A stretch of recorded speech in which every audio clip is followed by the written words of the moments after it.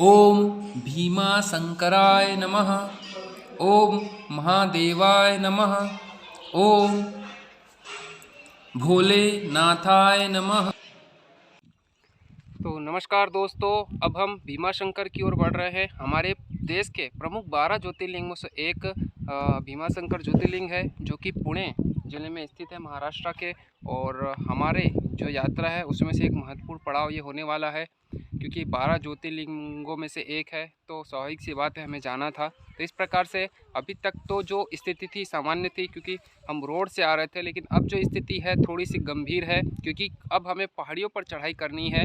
इस प्रकार से हम होते हुए ऐसा आए हैं, और अब जो हम चढ़ाई कर रहे हैं वो इस प्रकार से पहाड़ियों पर होते हुए हमें इस ओर ऐसे लगभग 8 से 10 किलोमीटर पहाड़ियों पर जाना है। और यहाँ से लगभग 20 किलोमीटर ऐसा पूछा गया, बताया गया कि भाई 20 किलोमीटर और है, लेकिन 8 से 10 किलोमीटर आपको पहाड़ियों से चढ़कर जाना पड़ेगा। तो चलिए चलते हैं और प्रभु शिवशंकर के, महादेव के दर्शन करते हैं।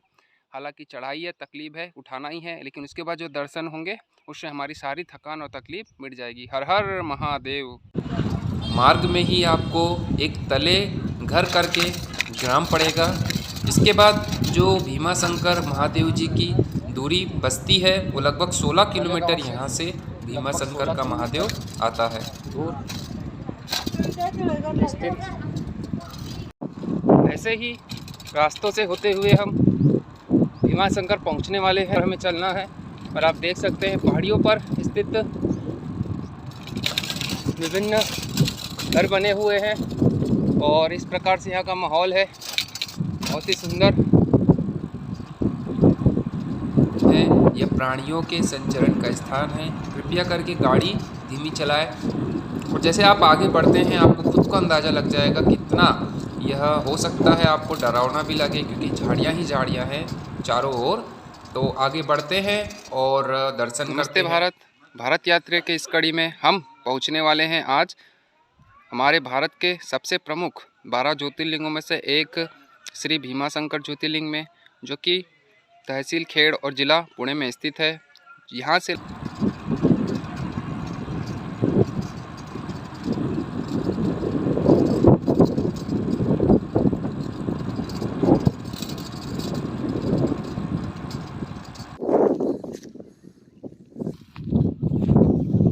इसी प्रकार से दुर्गम रास्तों से होते हुए अभी हम यहाँ पहुँचे हुए हैं। हालांकि बहुत ही सुंदर दृश्य है, बहुत ही मनमोहक आजू बाजू का दृश्य है, लेकिन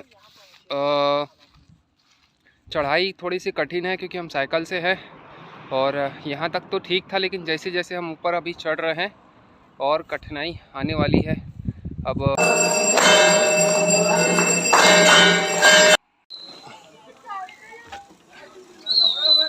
आखिरकार इतनी मेहनत के बाद आखिरकार हम पहुँच ही गए। बस यहाँ से अब कुछ ही दूरी पर बड़ा गेट बना हुआ है भीमा शंकर जी का, और वहीं से पैदल सीढ़ियों से होते हुए हमें दर्शन करने जाना है।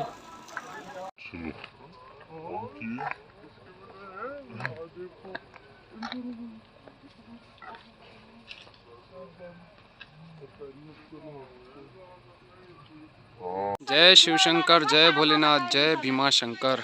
तो चलते हैं आज महत्वपूर्ण की हमारी यात्रा। बस अब यहाँ से चंद कदमों की दूरी पर ही हमें भीमा शंकर महादेव जी का गेट दिखाई देगा, जहाँ से सीढ़ियों के द्वारा लगभग आधा किलोमीटर चलने पर आप मंदिर के भव्य दर्शन कर सकते हैं। मंदिर का एक आपको जो विशाल क्षेत्र है वो दिखाई देगा। आखिरकार हम वो क्षेत्र पर पहुंच ही गए, जिस हर क्षेत्र हर पर भगवान महादेव, महादेव भीमा शंकर का मंदिर है, जय और शिव यहीं से शंकर। मंदिर का आरंभ होता है।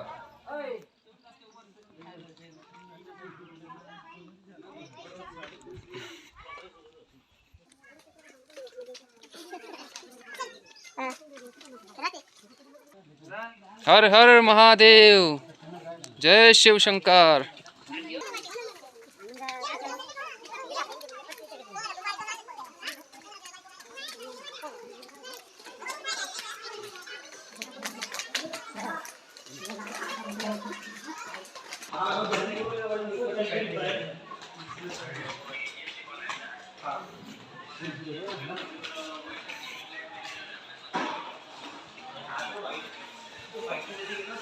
साइकिल वाले भी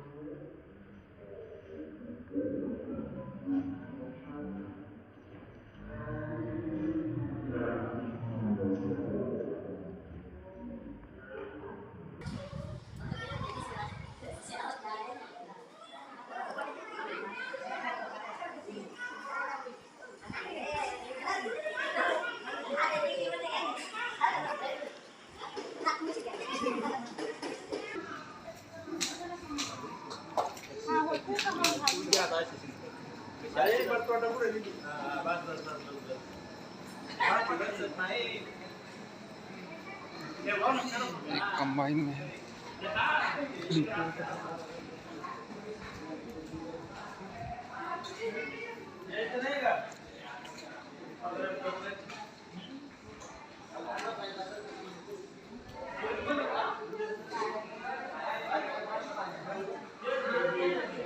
अच्छा वो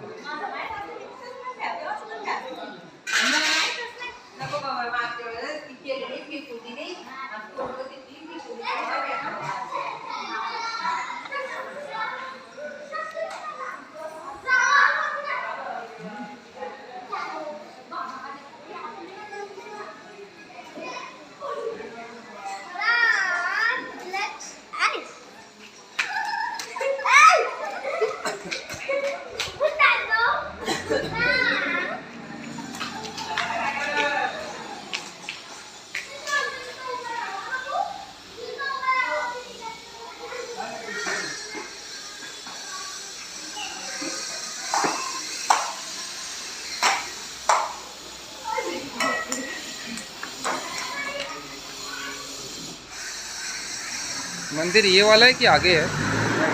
आगे है।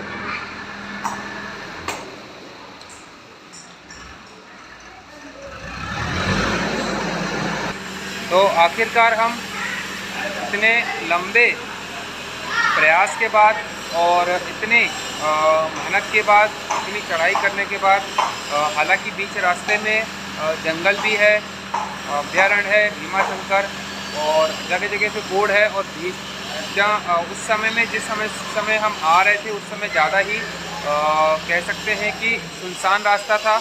और आखिरकार हम यहाँ पर पहुँच चुके हैं और आप दर्शन करेंगे, भगवान से आशीर्वाद लेंगे, और इस पवित्र स्थान के लिए और भगवान के दर्शन के लिए हम आए हैं।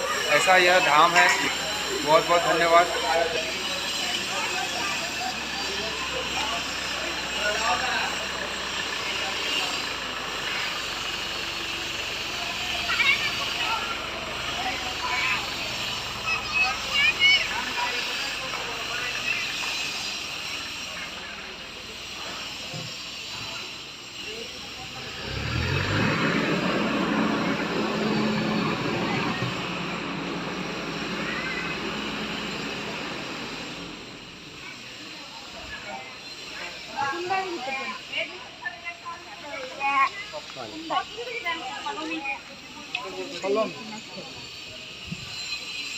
तो आखिरकार हम आ चुके हैं मंदिर में।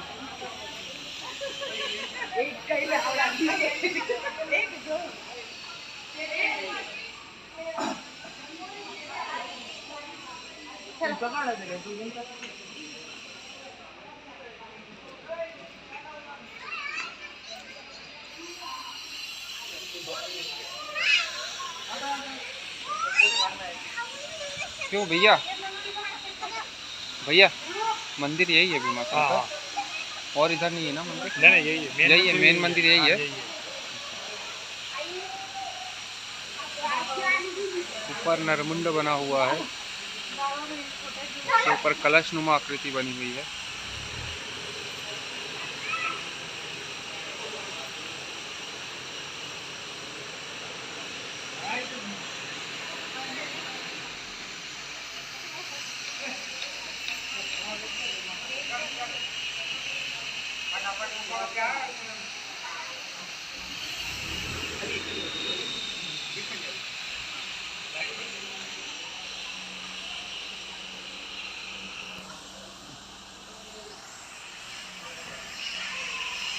जय भीमा शंकर, जय महादेव, जय शिव शंकर।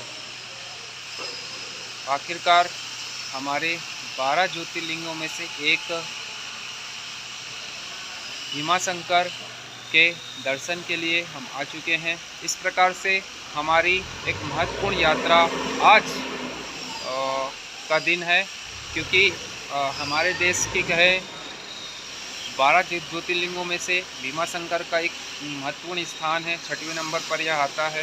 और विभिन्न कथाओं में से एक प्रमुख कथा यह प्रचलित है कि भीमसेन जो भीमा राजा हुए हैं, उनके द्वारा भगवान शंकर की आराधना की गई और उनसे प्रसन्न होकर भीमा नदी के तट पर भगवान शंकर ने अपने आप को विराजित किया, और इस कारण से तब से इसको भीमा शंकर ज्योतिर्लिंग कहा जाता है। तो इस प्रकार से इस क्षेत्र की बहुत ज़्यादा ही महिमा है, और ऐसा ही यह क्षेत्र है पतित पावन, और इस कारण से हम इसके दर्शन के लिए आए हैं।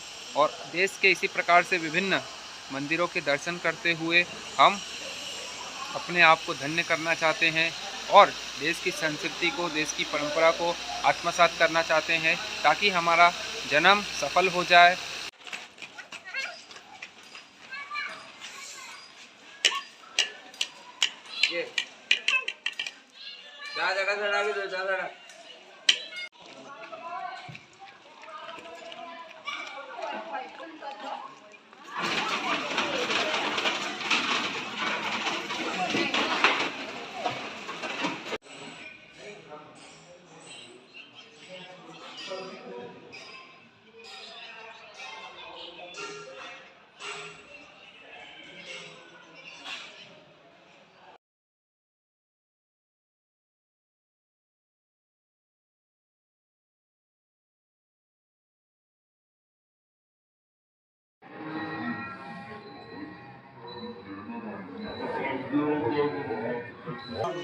हाँ 1729 का घंटा।